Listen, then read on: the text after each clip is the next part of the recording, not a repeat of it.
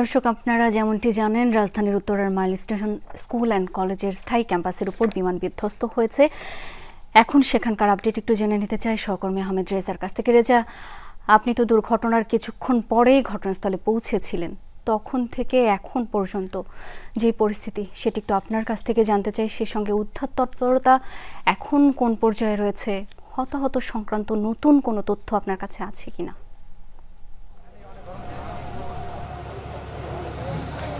শাওন, আপনি যেমনটি বলছিলেন, মূলত হচ্ছে পুরো জায়গাটি শোকস্তব্ধ হয়ে রয়েছে। সবাই আসলে হতবাক, কি ঘটলো। ক্ষণিকের মধ্যে কতগুলো আসলে মানুষের মরদেহ কিংবা কতগুলো প্রাণ আসলে চলে গেল, সেটি নিয়ে আসলে এই এলাকার মানুষ যারা রয়েছেন, স্থানীয়রা যারা রয়েছেন, তারা হতবিহ্বল তো রয়েছেনই, একই সাথে সবাই শোকস্তব্ধ। কেমন করে ঘটলো এমন দুর্ঘটনা যেটিতে আসলে এমন কোমলমতি শিশুদের প্রাণটি গেল, সেটি নিয়ে হয়তো বিস্তরভাবে বিভিন্নভাবে হয়তো আলোচনা আরও চলবে। তবে এই মুহূর্তে যে আমরা যেখানটিতে ঠিক যে বিমানটি যেখান থেকে অর্থাৎ ভূপতিত হয়েছিল, ঠিক সেই স্থানটি এইমাত্র দেখছেন। এই মুহূর্তে একটু আগেই কিন্তু সকল যে ধ্বংসাবশেষ ছিল সেগুলো আসলে সরানো হয়েছে এবং তারপরেই সেই গাড়িটি আসলে নেওয়া হয়েছে। এবং এখন এই মুহূর্তে শেষ মুহূর্তের হয়তো পর্যবেক্ষণ কিংবা পরিদর্শন কিংবা বিভিন্নভাবে সেই জায়গাটিকে আরও নানানভাবে কীভাবে নিরীক্ষণ করা যায় সেটিও আমরা আসলে দেখছিলাম। এবং ঠিক যে বিমানের যে ধ্বংসাবশেষটি, সেই ধ্বংসাবশেষটি কিন্তু এই মুহূর্তে শেষ করা হয়েছে এবং সেখানে যারা এই উদ্ধার কাজে রয়েছিলেন তারাই মূলত এই মুহূর্তে আছেন এবং তারা বিভিন্নভাবে একটু আগে যেহেতু উদ্ধার কার্যক্রম চালাচ্ছিল, সেই কার্যক্রমগুলো আমরা একটু আগে দেখতে পাচ্ছিলাম যে এখন ধ্বংসাবশেষটি কিন্তু নেই। তবে এখানে যারা এসেছেন তারা কিন্তু হতবিহ্বল। তারা জানাচ্ছিলেন যে অনেকের স্বজন, একটু আগেই একজন আসছিলেন, তিনি তার সন্তানকে এখন পর্যন্ত কিন্তু খুঁজে পাননি। তিনি বিভিন্ন জায়গায় খোঁজাখুঁজি করছেন, বিভিন্ন হাসপাতালেও খোঁজাখুঁজি করছেন, তারপরেও এখানে এসেছেন। অনেকের ধারণা যারা আসলে এখানে উদ্ধার তৎপরতা চালিয়েছে তাদের সাথে কথা হয়েছিল যে আপনি জানেন যে এই যে হায়দার আলী ভবনটি, সেটির সম্মুখভাগে যখন এই প্রশিক্ষণ বিমানটি ভূপতিত হয়, তখন তার মধ্যে আসলে অনেক শিশু যদি করিডোরে বারান্দায় থাকে, তাদের অবস্থা কি হয়েছিল শেষ মুহূর্তে সেটি জানাটা একটু বিশদ কষ্টের। এবং সেখানে আমরা দেখেছি যে প্রায় এই সম্মুখভাগে নিচের অংশে কিন্তু অনেকখানি গর্ত করে বিমানটি ঠিক ভিতরে ঢুকে গিয়েছিল প্রশিক্ষণ বিমানটি। এই যে এখনই একটি ধ্বংসস্তূপ দেখছেন, যেটি অর্থাৎ ধ্বংসাবশেষ দেখছেন, এমন করে আসলে এর আগেও একটি গাড়ি নেওয়া হয়েছিল এবং প্রত্যেকটি সেই যে ধ্বংসাবশেষগুলো সেটি আসলে এখন পর্যন্ত সরানো হচ্ছে।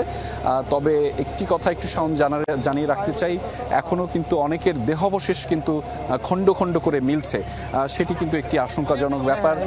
ফলে সেখানে এখনও ফায়ার সার্ভিসের কর্মীরা তারা মূলত সেই যে উদ্ধার কার্যক্রম বা তৎপরতা, সেটি সেই যে দুর্ঘটনাস্থল তারা চারপাশের আশেপাশে দেখছিলাম। আপনি যদি এই দ্বিতল ভবনটি দেখেন, দোতলা ভবনটি, মধ্যের অংশ থেকে ডান পাশে এবং বাম পাশে উভয় অংশেই 3 থেকে 4টি ক্লাস কিন্তু খুবই ক্ষতিগ্রস্ত হয়েছে। এবং সেখানে আমরা মোবাইলে ধারণকৃত কিছু ছবি দেখছিলাম, এত বিভৎস শাওন, এত কোমলমতি শিক্ষার্থীদের যে দেহাবশেষ সেগুলো যেভাবে ঝুলছিল সেটি আসলে বর্ণনাতীত। এবং এই অবস্থায় এখানে যারা উদ্ধারকর্মীরা রয়েছেন তারাও কিন্তু অনেকটা বেগ পেতে হয়েছেন। আপনি বুঝছেন যে তারা আসলে তাদের মতো করে যে সেই নিজেদের আবেগের জায়গাটিকে নিয়ন্ত্রণ করে তাদের সেই উদ্ধার কার্যক্রমটি আসলে তারা সম্পন্ন করছেন। তবে এইখানে অনেকেই কিন্তু প্রশ্ন তুলেছেন যে বিভিন্নভাবে যে এই বিমানটি অর্থাৎ প্রশিক্ষণ বিমানটির যে ধরনের ইঞ্জিন থাকার কথা, সেটি অনেকেই বলছেন যে এত পুরনো, সেটি হয়তো কোনো ধরনের একটি বিপদকে ডেকে আনলো কিনা, সেটিও নীতি নির্ধারকের সরকারি যারা নীতি নির্ধারণী পর্যায়ে রয়েছে তাদেরকে আরও পরীক্ষা নিরীক্ষা করে জানাতে বলা হয়েছে। এবং একই সাথে একটু আগেই কিন্তু শিক্ষা উপদেষ্টা কিন্তু গণমাধ্যমে কথা বলছিলেন। তিনি জানাচ্ছিলেন যে খুব শীঘ্রই এই যে উদ্ভূত পরিস্থিতি তৈরি হচ্ছে সেটি নিরসনের একটি তদন্ত কমিটি এবং যারা ক্ষতিগ্রস্ত হয়েছে তাদের সহায়তার ব্যাপারে সরকারের কাছ থেকে একটি আশ্বাস বা প্রতিশ্রুতি যে কোনোভাবেই সেটি দেওয়া হবে। তারা সেটি সম্মিলিতভাবে সিদ্ধান্ত নিয়ে সেটি আসলে সম্পন্ন করবেন।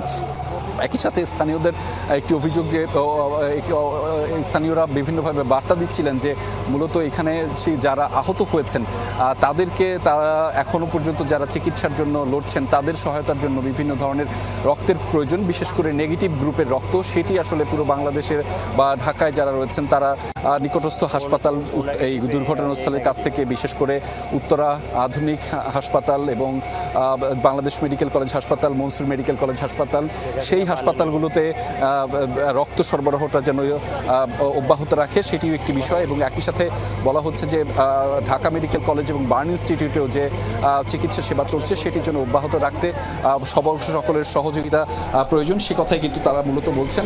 এবং সেই বলার ক্ষেত্রেই যে মূলত আরও হয়তো এই যে উদ্ধার কার্যক্রম এখানে পরীক্ষা নিরীক্ষা করে আরও বেশ কিছুক্ষণ ধরে চালানো হবে, সেই তথ্যগুলো নিশ্চয়ই আপনাদেরকে আমরা আরও গভীরভাবে বিশদভাবে জানিয়ে দিতে পারবো। এবং উদ্ধার তৎপরতা শেষ হলে, সম্মিলিত কার্যক্রমের মাধ্যমে উদ্ধার তৎপরতা শেষ হলে আমরা নিশ্চয়ই সেটি আপনাদেরকে জানিয়ে দিতে পারবো। শাওন, নিশ্চয়ই তাই রেজা, ধন্যবাদ আপনাকে।